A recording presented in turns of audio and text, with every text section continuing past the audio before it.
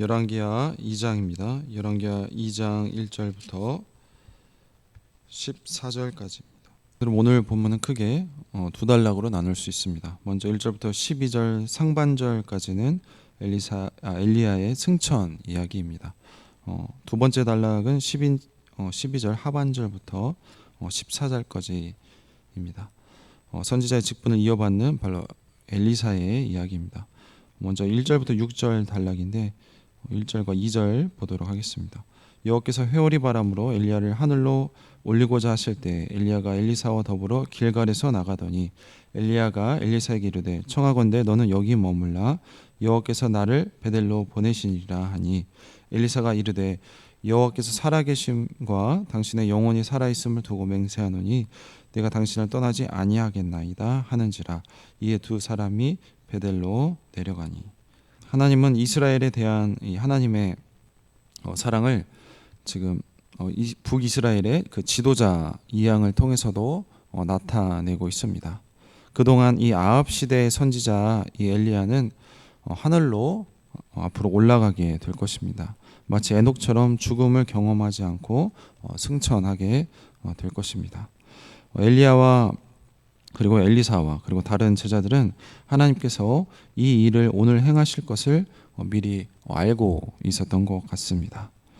엘리야와 엘리사는 이 길갈에서 출발하여서 그 베델과 그리고 여리고 이 요단을 거쳐서 요단의 동편까지 이동을 하고 그곳에서 엘리야가 승천하게 될 것입니다. 자, 이 이동 경로는 하나님께서 엘리야에게 매번 지시하셨던 그 순회 그 코스였습니다. 그래서 이는 이 승천 과정이 온전히 하나님께서 주관을 하셨고 엘리야가 그 명령에 끝까지 순종했음을 말해주고 있습니다. 우리 거쳐간 이 길갈 그리고 베델 그리고 여리고는 선지자의 제자들의 모임이 있었던 곳이었습니다.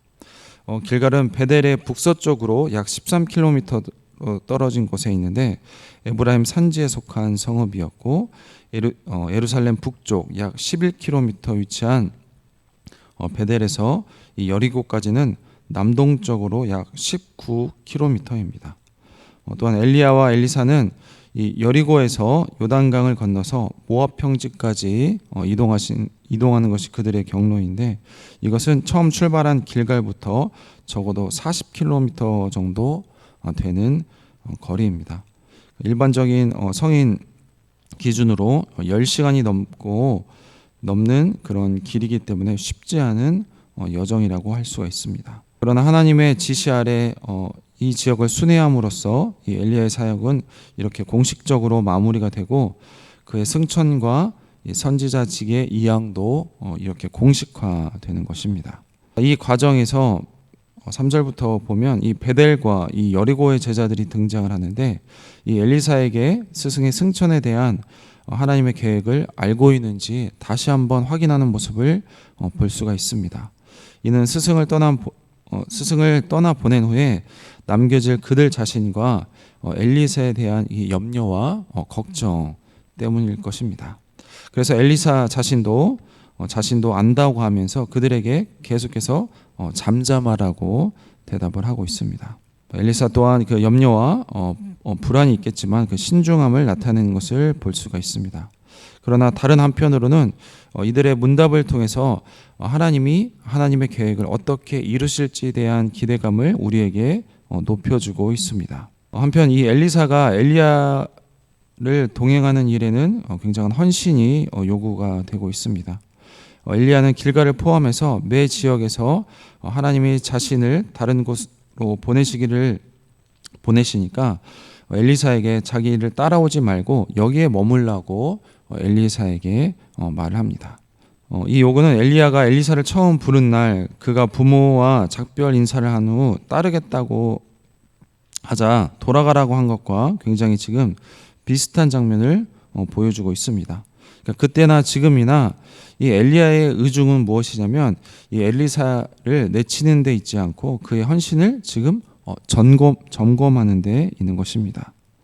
하나님은 엘리사를 후계자로 정하셨고 엘리야는 그에게 겉옷을 던져 하나님의 뜻을 분명히 전했습니다. 그렇기 때문에 이제 따라서 엘리사가 할 일은 하나님의 소명에 바로 순복하는 것입니다. 엘리사는 3번이나 거듭된 이런 엘리야의 강권에도 여호와와 그리고 엘리야가 살아있는 한 떠나지 않겠다고 맹세했으며 이 선지자 소명에 대한 단호함을 밝히고 있습니다. 이것은 주인이자 스승을 떠나지 않고 헌신적으로 따르는 이 엘리사의 모습은 마치 모세를 떠나지 않았던 여호수아의 모습을 연상시키고 있습니다. 자, 이러한 연결성은 여호수아가 모세를 이어서 이스라엘의 지도자 사명을 충실히 감당을 했듯이 엘리사도 엘리야를 이어서 선지자의 사명을 충실히 감당할 것을 우리에게 기대하게 하는 것입니다. 다음 단락 7절부터 12절 단락인데 7절과 8절 읽도록 하겠습니다. 선지자의 제자 50명이 가서 멀리 서서 바라보매 그 2사람이 요단가에 서 있더니 엘리야가 겉옷을 가지고 말아 물을 치매 물이 이리저리로 갈라지고 2사람이 마른 땅 위로 건너더라. 마침내 하나님의 때가 되어서 엘리야는 하늘로 올라가게 됩니다. 엘리야와 엘리사는 이 여리고를 떠나 요단가에 이르게 됩니다. 엘리사가 스승 곁을 바짝 따르는 동안 이 여리고의 제자 중 50명이 따라와서 멀리 서서 그들의 행보를 주시하는 것을 볼 수가 있습니다. 자, 이들은 증인의 역할을 맡은 셈입니다. 엘리야는 겉옷을 취해 돌돌 말아서 이 요단강에 물을 쳤습니다. 그러자 물이 양쪽으로 갈라졌습니다. 이전에 이스라엘의 이 갈라진 홍해와 요단의 마른 땅을 건넜듯이 이 엘리야와 엘리사도 이 마른 땅 위를 건너는 것을 볼 수가 있습니다. 자, 이것은 하나님께서 하신다는 것을 보여주는 표시입니다. 이렇게 요단을 가르고 건넌 일을 포함해서 엘리야는 여러 면에서 출애굽의 모세를 연상시키고 있습니다. 모세가 홍해를 가르고 광야에서 하나님을 계속해서 배반했던 이스라엘을 이끌고 그들을 인도했듯이 엘리야도 우상에 빠진 북이스라엘 왕들과 백성들에 대항하면서 그들이 하나님께 돌아오도록 힘쓴 선지자였습니다. 이스라엘의 지도자인 이들은 하나님의 말씀을 선포하고 수많은 기적을 행함으로써 살아계신 하나님을 만 백성에게 드러냈습니다. 또한 이들은 목숨의 위협을 받았을 때 도망한 호렙산에서 하나님께 다시 한번 소명을 받거나 재확인을 받았습니다. 또한 둘 다 변화산의 예수님 앞에 나타나서 구약 성경의 율법과 선지자를 대표하기도 했습니다. 요단 동편에 이르자 엘리야는 엘리사에게 원하는 것을 구하라고 말을 하고 있습니다. 엘리사는 엘리야 영의 두목, 그러니까 갑절을 구하고 있습니다. 성경에서 두목은 이 장자의 권리로서 부모에게 상속받을 수 있는 그 장자의 분량을 가리킵니다. 장자가 두목을 받아서 상속받아서 합법적으로 가문을 이어가듯이 엘리사는 선지자직을 합법적으로 계승하기 위해서 우상숭배와 불의가 가득한 이 북이스라엘에서 그의 소명을 감당하기 위해 이 두 몫의 지금 영을 원한 것입니다. 합법적으로 이 선지자직을 계승한다는 것이죠. 엘리야는 하나님만이 이 간구를 들어줄 수 있음을 알기에 엘리사가 앞으로 이 승천을 목격한다면 그 간구대로 될 것임을 그에게 알려줍니다. 자, 이후에 이들은 계속해서 길을 가며 대화를 나눴을 것입니다. 자, 그러다가 갑자기 이 불병거, 불소래와 불말이 나타나 이 둘을 갈라 놓았습니다. 엘리사가 보는 앞에서 엘리야는 회오리 바람을 통해 하늘로 올라갔습니다. 자, 이때 엘리사가 승천하는 엘리야를 향해서 내 아버지, 내 아버지라고 외치는 것을 볼 수가 있습니다. 아버지는 당시에 스승에 대한 호칭으로서 엘리야의 명성과 그리고 그를 향한 이 엘리사의 존경심을 내포하고 있는 것입니다. 엘리사는 또한 이 엘리야를 이스라엘의 병거와 그 마병으로 부르고 있는데 이 호칭은 이 엘리사의 사역을 단적으로 요약하는 그런 호칭입니다. 병거와 마병은 군대의 힘을 지칭하므로 이 호칭은 엘리야가 이 아합의 집안과 그리고 백성의 우상 숭배에 맞서 이스라엘을 수호한 이 하나님의 군대의 대표였음을 상징하는 호칭입니다. 자, 그런데 놀랍게도 이 호칭은 나중에 엘리사가 죽게 될 즈음에 이 요아스 왕이 엘리사를 향해 부르는 호칭으로 나옵니다. 이는 과거 엘리야의 시종이었던 엘리사가 이 엘리야를 이어서 선지자의 사명을 충실히 감당했음을 보여주는 호칭이라고 볼 수가 있습니다. 마지막으로 12절 하반절부터 14절입니다. 이에 엘리사가 자기 옷을 잡아 둘로 찢고 엘리야의 몸에서 떨어진 겉옷을 주워 가지고 돌아와 요단 언덕에 서서 엘리야 몸에서 떨어진 그의 겉옷을 가지고 물을 치며 이르되 엘리야의 하나님 여호와는 어디 계시나이까 하고 그도 물을 치매 물이 이리저리 갈라지고 엘리사도 건너니라. 엘리야는 승천 후 엘리사는 선지자의 소명에 헌신할 것을 다짐하고 하나님은 엘리야를 승인하는 표징을 보여주고 계십니다. 엘리사는 엘리야가 시야에서 사라지자 자신의 옷을 둘로 찢고 대신 엘리야에게서 떨어진 겉옷을 주워 듭니다. 성경에서 옷은 신분을 상징하며 이 엘리사의 소명과 관련이 있습니다.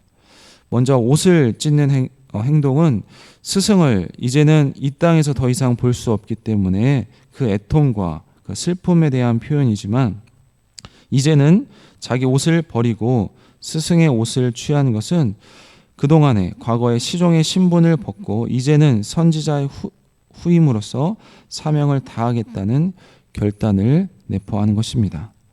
이는 그가 소를 몰며 밭을 갈다가 엘리야의 부름을 받았을 때 이 농부의 신분을 상징하는 소와 그 기구를 버리고 소명을 따랐던 행동과 그러니까 처음과 지금 유사한 행동을 하고 있는 것입니다. 한편 엘리야에게서 떨어진 겉옷은 이 선지자적인 이 권위가 이 엘리사에게 이제는 전가됐음을 상징하는 것입니다. 이 또한 전에 엘리야가 겉옷을 엘리사에게 던진 일과 계속해서 연결되는 것입니다. 이제 엘리사는 요단 서편으로 건너가려고 옷을 취해서 요단에 물을 칩니다. 엘리사는 엘리야의 하나님 여호와는 어디 계십니까? 라고 외치면서 하나님의 표적을 구했습니다. 자, 그러자 엘리야와 함께 건널 때처럼 이 요단 강물이 양쪽으로 갈라졌습니다. 자, 이처럼 하나님은 엘리사가 엘리야의 후계자가 되었음을 승인하는 증표를 모든 증인과 백성들에게 보여주셨습니다. 성도 여러분, 오늘 본문에서 엘리야의 마지막 여정을 우리가 함께 볼 수 있었습니다. 엘리야는 아하시아의 죽음을 선언하는 것으로 지상에서의 사역을 마무리하고 있습니다. 하나님은 평생 고통과 수고로 애쓴 이 하나님의 종을 회오리 바람으로 하늘로 올림으로써 영광스러움을 선물하고자 했습니다. 엘리야는 떠날 때가 왔음을 알고 길갈에서 길을 나서는 것을 볼 수가 있습니다. 엘리사는 머물라는 이 엘리야의 당부에도 스승의 마지막 가는 길을 배웅하고 싶어서 함께 길을 나섰습니다. 두 사람은 베델과 여리고를 거쳐 요단에 이르렀습니다. 엘리야는 일생 사역했던 이 주요 거점을 지나면서 이 남겨질 제자들을 마지막으로 격려하고 그들과 마지막으로 담소를 나눴을 것입니다. 엘리야는 마지막까지 하나님이 보내시는 곳으로 향했습니다. 이 하나님의 말씀에 따라 걸은 이 엘리야는 참 선지자라는 것을 알 수가 있습니다. 오늘 본문에서 두 번째로 또한 엘리사의 모습을 볼 수가 있습니다. 엘리사는 공식적으로 이 갑절의 능력을 요구하는 모습을 보여주고 있습니다. 이 요단에 도착했을 때 50명의 제자들이 요단 강가에 서 있었습니다. 이들은 애고된 사건을 목격하고 증언할 증인으로 부름을 받았습니다. 그리고 그들이 보는 앞에서 엘리야는 겉옷을 말아 물을 쳤고 물이 갈라져 마른 땅이 드러났습니다. 그가 엘리사에게 원하는 바를 묻자 엘리사는 갑절의 능력을 구합니다. 이것은 장자의 건립처럼 합법적인 승계자로 인정해달라는 요청인 것입니다. 엘리야는 고난이 하나님께 있음을 지적하면서 다만 하나님의 뜻을 분별할 수 있는 표적만을 전해줍니다. 제자가 구해야 할 것은 바로 하나님의 권능뿐이라는 것을 마지막으로 알려준 것입니다. 마지막으로 하나님의 뜻을 이어받는 엘리사의 모습을 볼 수가 있습니다. 불수레와 불말이 나타나 둘 사이를 갈라놓고 엘리야는 회오리 바람에 휩싸여 하늘로 올라갔습니다. 하나님은 고난으로 점철된 이 하나님의 종의 삶을 크게 위로하고 계십니다. 이 엘리야가 올려지는 것을 보면서 엘리사는 안타까워 부르지만 이내 그의 시야에서 사라지고 맙니다.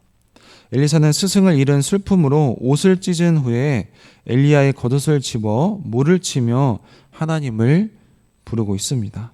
그러자 똑같이 물이 갈라지는 기적이 일어났습니다. 이는 하나님께서 엘리사의 간구와 기도를 들어주셨음을 보여주는 것이며 또한 합법적으로 엘리야의 계승자로 인정한다는 하나님의 표식입니다. 엘리야와 함께 건넜던 이 요단강을 이제는 하나님과 함께 다시 서편으로 건너오는 것이 오늘 본문의 마무리입니다. 이제 우상 땅에서 하나님의 권능으로 일하기 위한 이 엘리사의 첫 걸음을 내딛는 것입니다. 오늘 본문 통화에서 어려운 상황 속에서도 끝까지 하나님의 말씀에 순종했던 엘리야의 모습처럼 우리도 끝까지 하나님의 말씀에 순종하는 우리 모든 성도님들이 되시길 소망합니다. 두 번째로 이 엘리야의 사역은 엘리사의 사역을 통해서 계속해서 이어지게 될 것입니다. 성도 여러분, 하나님의 사역은 또한 하나님께서 하시는 일은 그 엘리야의 한 세대에서 끝나는 것이 아니라 하나님께서 하나님의 사람을 찾아서 하나님의 계획 그리고 하나님의 뜻을 계속해서 이어가십니다. 자, 이런 약속의 하나님 그리고 신뢰의 하나님을 믿고 끝까지 하나님의 말씀에 순종하는 모든 성도님들이 되시길 소망합니다. 엘리사가 엘리야를 계승할 때 그 표식을 물로 요단강이 갈라지는 것으로 보여주었듯이 우리의 삶 가운데도 수많은 증거와 확인할 수 있는 그런 표식들을 우리에게 보여줄 것입니다. 이런 하나님을 믿고 끝까지 하나님의 말씀에 순종하는 우리 모든 성도님들이 되시길 주님의 이름으로 축원드립니다. 기도하겠습니다. 하나님 감사합니다. 오늘 말씀 통하여서 하나님 엘리야의 모습을 통해서 끝까지 하나님의 말씀에 순종하는 그런 하나님의 선지자의 모습을 볼 수가 있습니다. 하나님 평생 동안 사역했던 그것을 마지막으로 돌면서 제자들에게 위로와 격려와 그리고 끝까지 하나님의 말씀에 순종하는 모습을 보여주었듯이 하나님 우리도 마찬가지로 우리 인생 끝까지 하나님의 말씀에 순종하는 모든 성도님들이 다 될 수 있도록 인도하여 주시옵소서.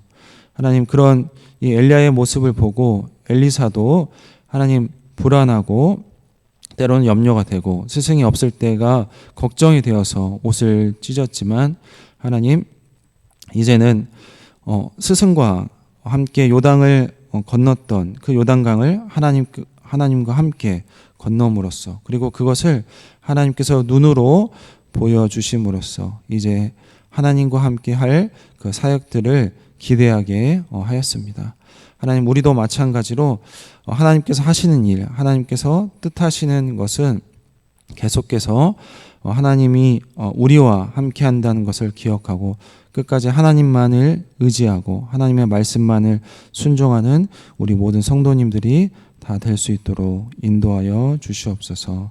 감사드리며 예수님의 이름으로 기도했습니다. 아멘.